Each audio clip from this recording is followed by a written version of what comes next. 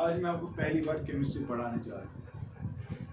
कृपया करके अगर मेरी केमिस्ट्री आपको समझ में आई तो पहले बता दीजिएगा। छठी बिकॉज तो आदत अलग चीज़ मुझको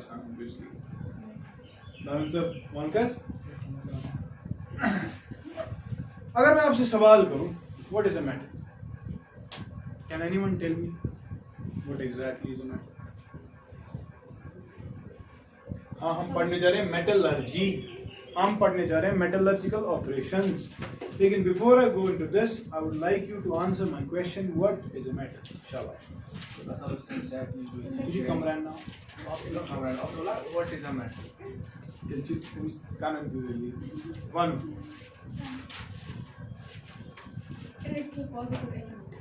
electropositive element is called a, what about this hydrogen? फंस गए फिर क्यों हम बोल रहे generalised form? Depends. Now see, when we talk about metals, okay, I understand. Metal, any substance which has a tendency to show electropositive character is called as a metal. That is, it will donate electrons. शाकिन ना, अब electrons donate करना आसान नहीं है, याद रखो। हाँ, ये कहने में आ रहा है कि ये बड़ा आसान ही इलेक्ट्रॉन बाहर दे देगा, लेकिन तब तक एक एलिमेंट अपने इलेक्ट्रॉन्स बाहर नहीं देगा जब तक पकड़ने वाला ना हो। युथी रमजानस मन ज़कात दिन लड़का मा सड़क पे छकरान अंग पाप सड़क पे छकरान पोस ना गोड क्या पे डिटेक्ट करो रटन वो। हाँ, पहले पकड़ने वाला होना चाहिए तब जाकर देने वाला देगा। अदरवाइज देने की क्षमता नलिफाइड, नल एंड वॉइड है जब तक आपका एक रिसीवर एलिमेंट ना हो। ठीक है कि नहीं? सो इन जनरल मेटल्स के पास जनरल टेंडेंसी ये है कि भाई ये इलेक्ट्रोपॉजिटिव है। इलेक्ट्रोपॉजिटिव होने का मतलब ये अपने इलेक्ट्रॉन्स बेशुमार तरीकों से दे सकते हैं, कभी किसी को देंगे कभी किसी को देंगे। तो therefore we will see that metals अगर देखे जाए पूरे कायनात में, पूरे वर्ल्ड में अगर हम देखें, मेटल्स जो है इधर they are present in native form, ठीक है, और they are present in combined state. क्या? Can anyone tell me what do you mean by combined state? ऐसे मेटल्स जो अपने इलेक्ट्रॉन्स देंगे वो हमेशा किसी को देके होंगे ना, वो तिमासन तेमे से रिश्ते बनाई थे। सो ये रिश्ता हमेशा जुड़ा होगा ना तिमासन, मतलब ऐसा तो नहीं होगा मैं मेटल हूं, मैंने इलेक्ट्रॉन दे दिया, वो कहीं और है, अब मैं अलग हूं। नहीं, मेटल को न्यूट्रलिटी पसंद वो ऐसे करेगा, वो अपने आप को स्टेबल ऐसे करेगा कि जब वो अपना इलेक्ट्रॉन किसी को डोनेट करे it will definitely be present in a combined form. ठीक, कंबाइंड फॉर्म होने का मतलब से फॉर एग्जांपल आपने मेटल्स को देखा होगा, आपने देखा है Na sodium is a metal, आपने देखा इसके पास टेंडेंसी है इलेक्ट्रॉन देने की। अभी किसको देगा वो डिपेंड करेगा। से फॉर एग्जांपल इसके पास क्लोरीन आ गई या NaCl। ठीक, से फॉर एग्जांपल एक और मेटल है आपके पास एल्यूमिनियम, ठीक है, इसको ऑक्सीजन मिला, ये ऑक्सीजन के साथ इलेक्ट्रॉन शेयर कर सकता है, लेकिन इसने कैसे किए? इसने बोला Al2O3 बनाते हैं। ठीक, रात्रि ऐसे होता ही नहीं है, इसका Al मल्टीप्लाई करना पड़ेगा। It is Al4O6 always present as a dimer, it is never present as a monomer। ठीक, because it आपने पढ़ा होगा शायद, it is amphoteric। तो इसका वो कन्फिगरेशन का मसला है, है कंपाउंड स्टेबल के उसको हमेशा डायमर होना चाहिए। ठीक, या आपने देखा होगा ऐसे Be बेरिलियम मेटल है, पीरियोडिक टेबल में देखो, पीरियोडिक टेबल का पहला group it is the alkali metal. ठीक, दूसरा group alkali earth metal. Why? Because they present inside the earth. ठीक, पहला ही मेटल आप देखिए बेरिलियम BeCl3 बनाता है, लेकिन अगेन रिमेंबर ये it is never present as a monomer, always present as dimer. जब भी होगा ऐसे होगा Be2Cl6। ठीक, इसमें एक बॉन्ड बनता है बनाना बॉन्ड। क्या सुना? ठीक, बनाना बॉन्ड है बनाना बॉन्ड जो आसान कैसे मैं समझाऊं आपको, चलो थोड़ा सा देख लीजिए। Be ये 3 क्लोरीन, ठीक, और एक और Be आता है, उसके 3 क्लोरीन ऐसे। ठीक है, अब इस बॉन्ड में कितने इलेक्ट्रॉन्स? बॉन्ड में कितने होते हैं? बॉन्ड में 2 इलेक्ट्रॉन्स होते हैं। ये 2 इलेक्ट्रॉन्स कभी बेरिलियम के पास है, कभी क्लोरीन के पास, मगर ये बेरिलियम जो है ना, खबर पुरमुचू लेविस एसिड, ये बेरिलियम जो है BeCl3 ये असली स्टेबल कंपाउंड नहीं है। हमेशा इसका ऑक्टेट अगर चेक करोगे, इसका ऑक्टेट भी फिल्ड, ऑक्टेट में 8 होने चाहिए, हमेशा 6, हमेशा में ज़बाकात उनकी गई। ये हमेशा BeCl तमाम से तलक से नजदीक हो, तो क्या करो इस, हाँ आपके पास जो क्लोरीन है इसके पास है ना ये 2 इलेक्ट्रॉन, ऑब्वियसली आप और आप शेयर कर रहे हो, लेकिन क्यों ना हम ये करें,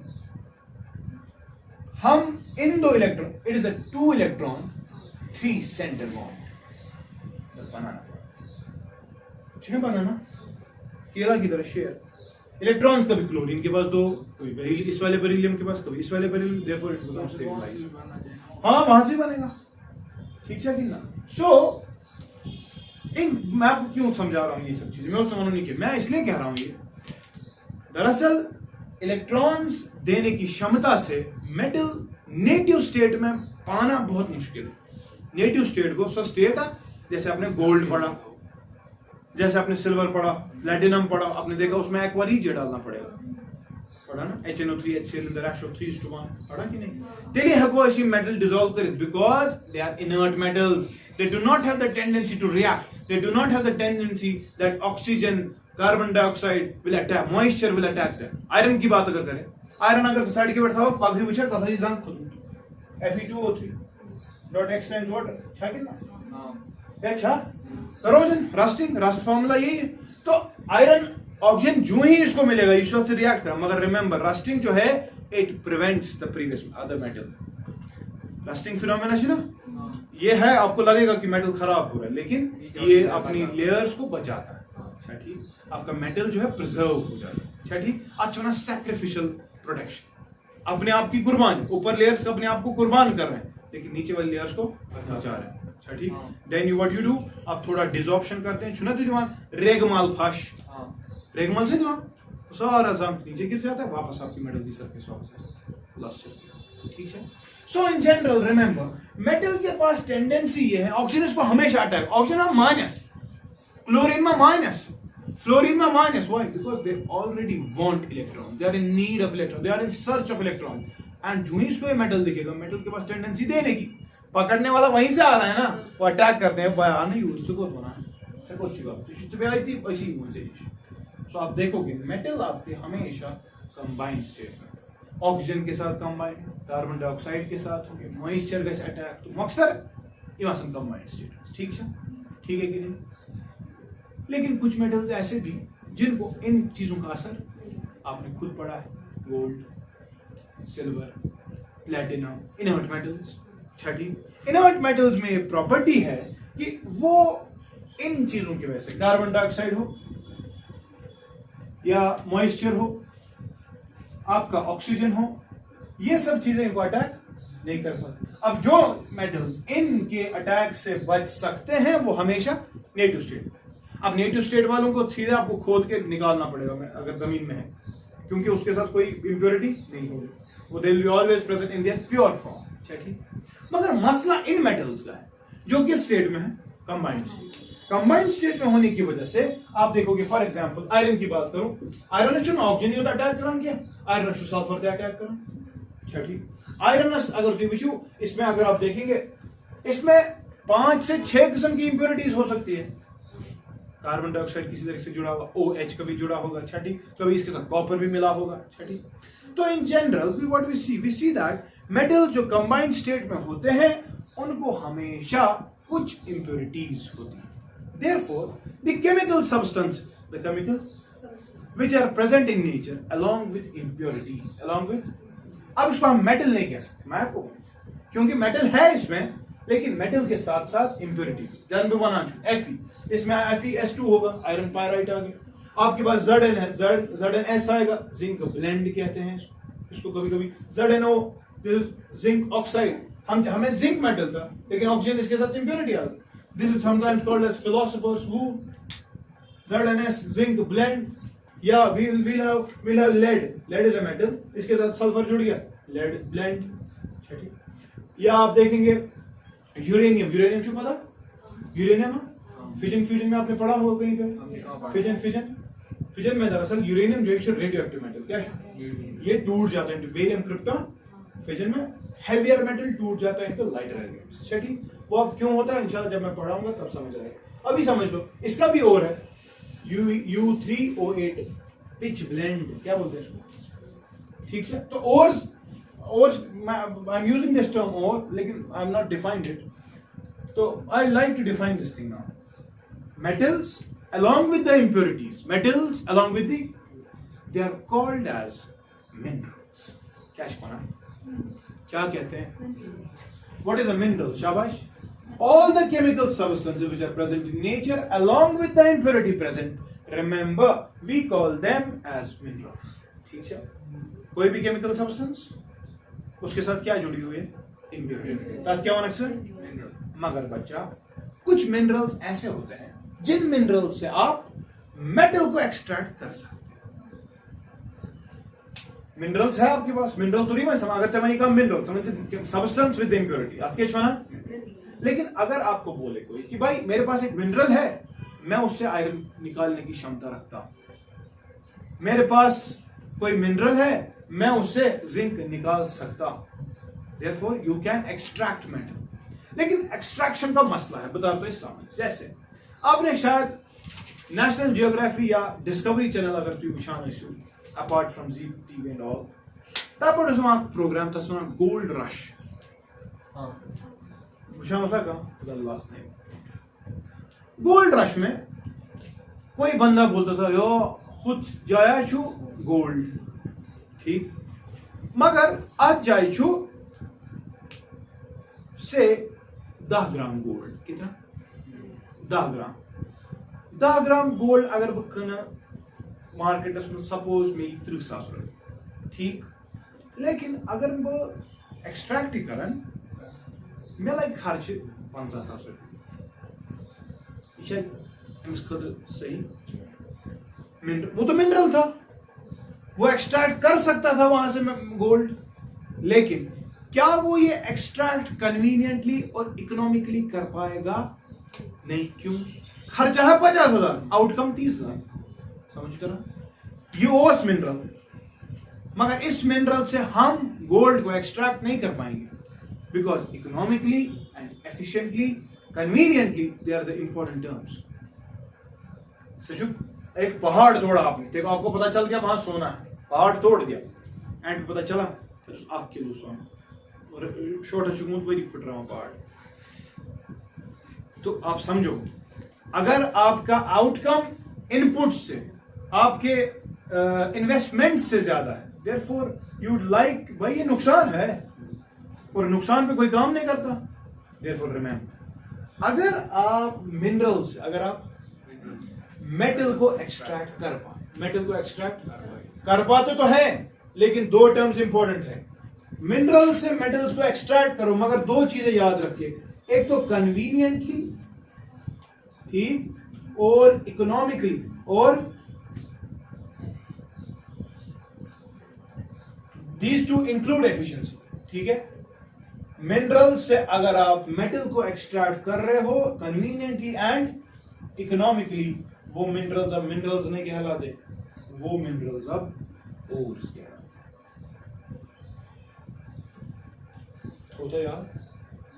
अगर से मन में सवाल मेटल कब पर एक्सट्रैक्ट करना से क्या होना, और पे मिनरल बढ़ना शुरू कर, हाँ, now we can use a terminology that every ore is a mineral, but every mineral क्या है, समझ गए कि नहीं।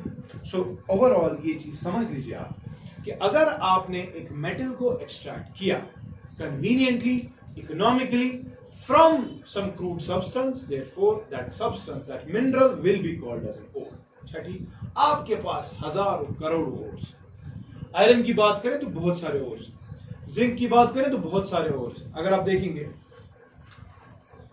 एल्यूमिनियम की बात करें तो एल्यूमिनियम के 4 बहुत सारे ओर्स है, लेकिन 4 चीफ ओर्स, चीफ मतलब जहां से हम एल्यूमिनियम एक्सट्रैक्ट कर पाते हैं, तो अगर आप देखिए they are these 4 B C F M, bauxite, ठीक है, क्रायोलाइट,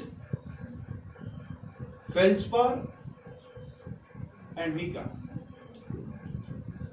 ठीक है। आयरन की बात अगर करें, आयरन की बात अगर करें तो आयरन की अगर ओवर्स की बात करें HMS, sorry HMLIS, haematite, magnetite, limonite, iron pyrite and siderite. अच्छा ठीक है। अगर हम जिंक की बात करें, जिंक तो FZZC, franklinite, zincite, zinc blende and calamine. ठीक, सो ओर्स तो है बहुत सारे, I make you write each and every one. तो एक तो तरीका हमें ये समझना है कि पहले हमें ओर्स याद होने चाहिए, किस मेटल का कौन सा ओर है। जैसे मैंने अभी कहा यूरेनियम का पिच ब्लेंड, एक लेड ब्लेंड, या there is a formula Pb3O4 that is called as सिंदूर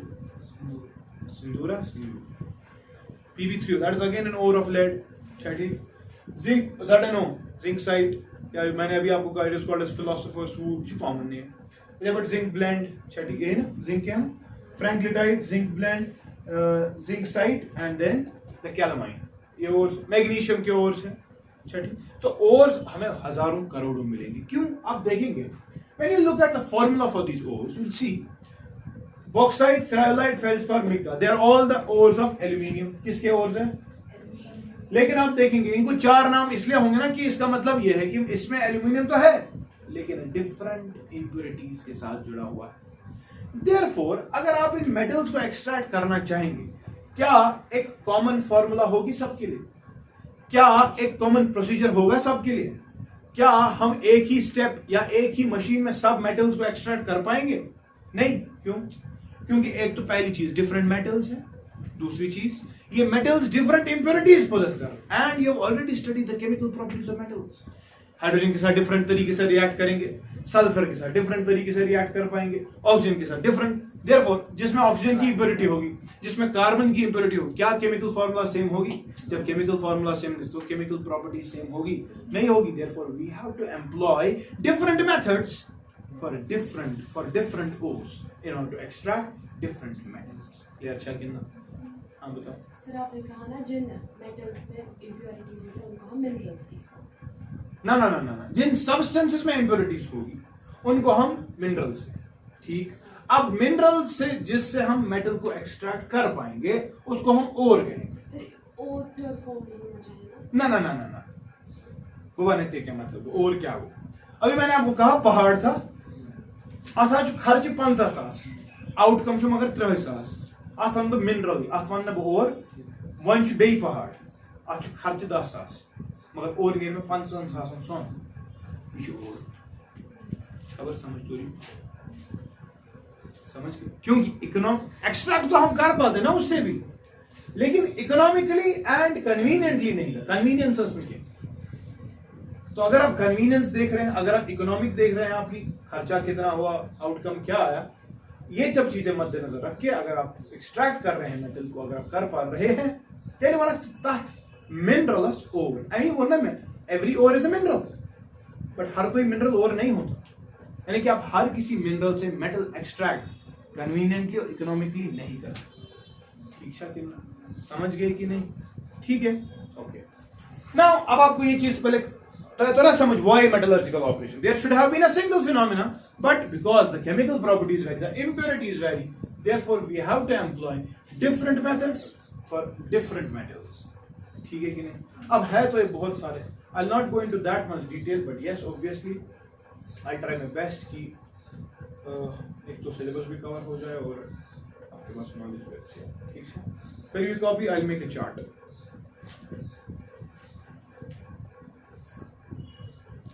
चलो पहले आप ओवर से लिख लो। मेटल नंबर फर्स्ट इसका तो बकार लगे। अच्छा ठीक, कि मैं ओवर करता हूँ, मैं सबके लिए लिखा रहा। पहले will go with iron, Fe।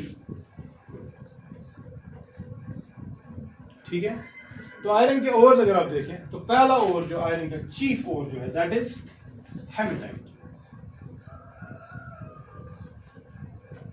ठीक है, इसमें अगर आप देखें जो फॉर्मूला है दैट इज Fe2O3। ठीक, the second over of iron is magnetite. क्या शो? इसकी अगर आप फॉर्मूला देखें that is Fe3O4, again oxygen impurity, लेकिन आप देखें ratios different.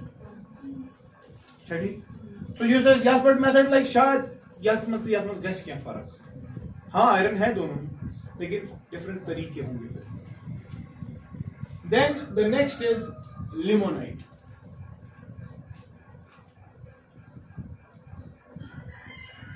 Limonite is Fe2O3 again Fe2O3 ठीक है तेल क्या फर्क से वुचू नजर 3 times वाटर क्रिस्टलाइजेशन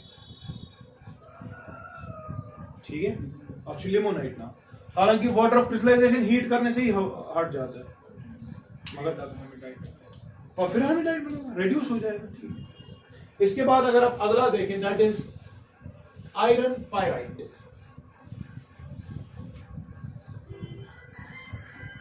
एक चीज था आज तो क्लियर करें जब भी आप पायराइट्स का नाम सुने जब भी आप आज के वर्ड से याद the impurity always will be sulphur impurity क्या है तो आयरन जब आयरन पायराइट बना था इट इज FeS2 ठीक है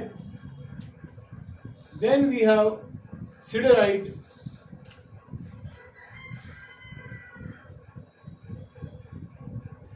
इसको कभी कभी स्पैथेटिक और भी कहते हैं क्या सुना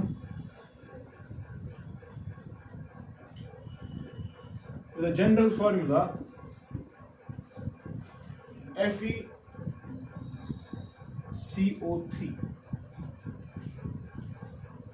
ठीक वह मस सारी बड़े रोज याद यह अकु शायद रोज याद पगह प्रॉब्लम वह वन बह निमोनिक इसमें पन्ने खतर याद थोत वह मान शुर तक वन ना कत वन कह यह आ गया ना ये HMLIS Hizbul Mujahideen Lieutenant is Salahuddin.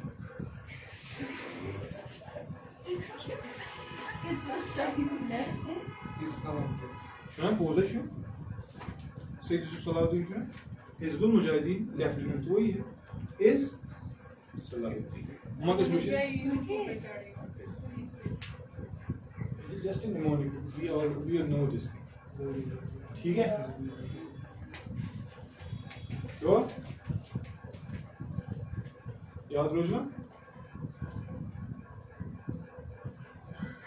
हटाओ में हटाओ अगला zinc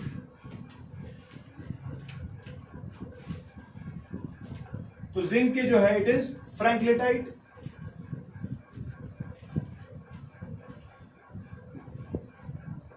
zinc blende zincite and calamine ठीक है franklinite ZnO.Fe2O3 zinc blende is ZnS zincite is ZnO and calamine is zinc carbonate yes it is zinc carbonate so ZnO is sometimes also called as philosopher's wood. Actually, naram asa. There is a terminology for fool's gold. Yeah, there is a terminology for poor man's heroin. Heroin is a drug. Same hashish, charas, bang, अब कोई वो तो महंगे अब एक धोखा लग जाता है लोगों को शायद चीज हो जाए अच्छा पोर मैन्स हेरोइन इधर पर fool's gold everything that glitters is not gold तुम्हें जो आसान कौन चीज हो चमका सच बनाए हैं बस सन है लोग but that is fools gold चलिए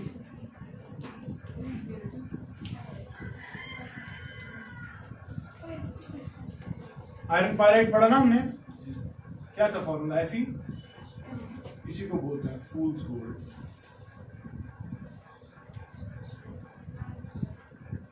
चमकाना चाहिए अरे मैं सुई लग रही तुम्हारे दो सामने पैकेट चक बेवकूफ आशकान बना इसको याद रहेगा इसकी निमोनिक FZS बाइक खबर याद छू तो क्या FZS बाइक ज़ाहिर सी था तो FZZC FZS बाइक के मंदो असल मुझे शायद मेरे पास एग्जिस्ट कर। अगला एल्यूमिनियम। नहीं मारने का कितना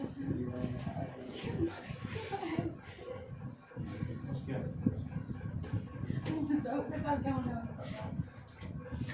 चलो पर्सनल बातें घर पे करते हैं। एल्यूमिनियम, शाबाश। एल्यूमिनियम का पहला G4 it is the bauxite. ठीक है, याद रखिए बॉक्साइट दो टाइप्स का होता है, रेड बॉक्साइट होता है, व्हाइट बॉक्साइट होता है। ठीक, अब वो आपको वहां नहीं जाना, बस याद रखने के लिए रेड भी होता है और व्हाइट भी होता है bauxite. Then we have one more that is called as cryolite. Then we have felspar. Then we have mica. तो बॉक्साइट की general formula it is Al2O3.2 times water. ठीक है, अगर आप क्रायोलाइट की बात करें तो इट इज Na3Al(F6). क्या सोडियम 3 एटम्स, एल्युमिनियम का 1 और फ्लोरीन के 6। Then we have felspar. Felspar की बात करें तो it is potassium aluminium silicate.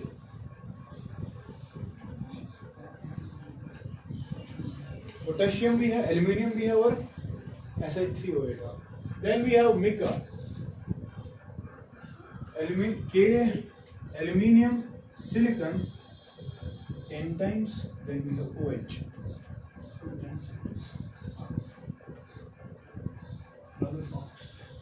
Sorry. Silicon, oxygen 10 times, then OH. This is mica. छठी त्याची माना मिका असते G4 पोटॅशियम असते त्याची ना पोटॅशियम आवाज को पोटे। अब वो कंसंट्रेशन के हिसाब से शायद इसमें एल्यूमिनियम ज्यादा है इसलिए हम एल्यूमिनियम का ओली लेते हैं। ठीक है, अब कैसे याद रखोगे? हाँ, क्या क्या है? बी है, फिर सी है, फिर एफ है, और तो आपके लिए टिश्यू बचे बेबीज क्राई फॉर मिल्क। ठीक है, इधर के अगर तुम मैग्नीशियम के है कार्नोलाइट, मैग्नेसाइट, आप एस्बेस्टोस ये देख लेना। ठीक है, फोटोग्राफ ऑफ दिस एंड अच्छा ये कुछ और है। There is an ore called as rutile. ठीक है, it is an ore of titanium ore. ठीक है, there is an ore called as cassiterite. ठीक है, छठी cassiterite is an ore of tin, SnO2। Tin जो ना SN, this is castrite. This is sometimes also called as tin stone. ठीक है, तो बहुत सारे ओर्स है, बहुत सारे एलिमेंट्स के हैं। कॉपर के ओर्स, हाँ कॉपर से इंपॉर्टेंट, मैं वो लिखा रहा हूं। कॉपर लिखना टाइटेनियम का। कैस्ट्राइट किसका? टिन का। कॉपर के ओर्स लिखा था मैं आपको because it is important. Copper के ओर्स अगर हम देखें तो CCCMr8।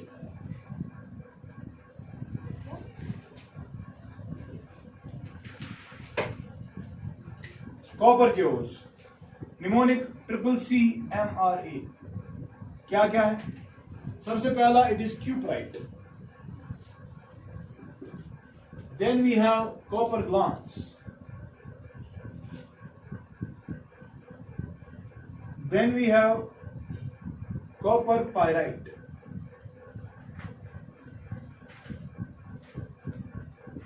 Then we have malachite. Then we have ruby copper. Then we have azurite. ठीक है,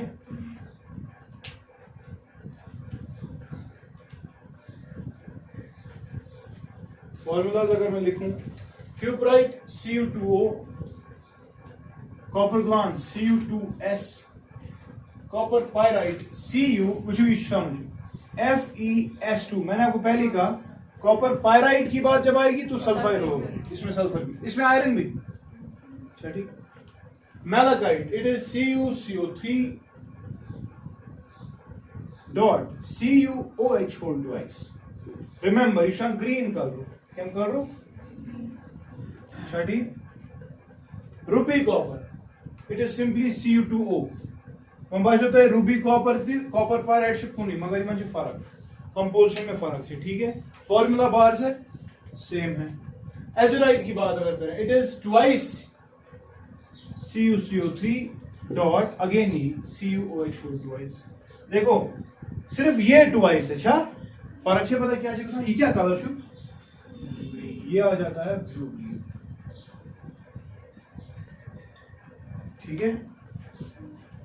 तो remember the ores of copper as well. Malachite is an ore of copper, siderite is an ore of iron. अच्छा ठीक।